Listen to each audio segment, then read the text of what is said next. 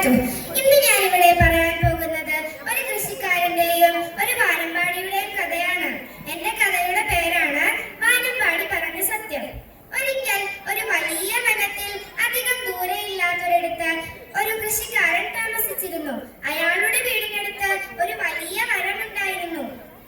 അതിന്റെ ഒരു കമ്പിൽ ഒരു വാനമ്പാടി കൂടുകെട്ടി പാർത്തിരുന്നു.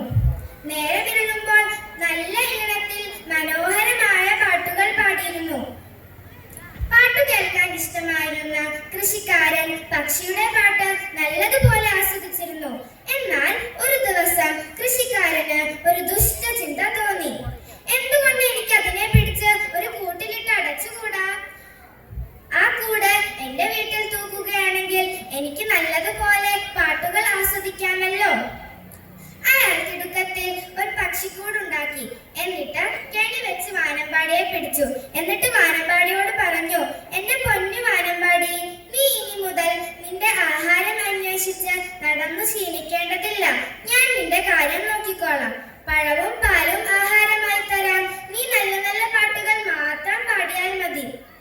വാനമ്പാടി വേദനയോടുകൂടി പറഞ്ഞു, എന്റെ പൊന്നു കൃഷിക്കാരാ, നിങ്ങൾക്കൊരു വലിയ തെറ്റ് പറ്റിയിരിക്കുന്നു. ഞാൻ ഈ ലോകത്ത് ഏറ്റവും കൂടുതൽ ഇഷ്ടപ്പെടുന്നത് എന്റെ സ്വാതന്ത്ര്യത്തെയാണ്. നിങ്ങൾ അതെന്നിൽ നിന്നും കവർന്നെടുത്തിരിക്കുന്നു. നിങ്ങൾ എന്നെ ബന്ധിക്കുകയാണെങ്കിൽ നിങ്ങൾ ഒരിക്കലും എന്റെ പാട്ടുകൾ കേൾക്കാൻ പോകുന്നില്ല. ഇത് കേട്ടപ്പോൾ കൃഷിക്കാരൻ ദേഷ്യത്തോടെ വിറച്ചു. എന്നിട്ട് പറഞ്ഞു, നന്ദി കേട്ട നാശമേ, ഞാൻ നിനക്കൊരു ഭംഗിയുള്ള കൂടുണ്ടാക്കി തന്നില്ലേ?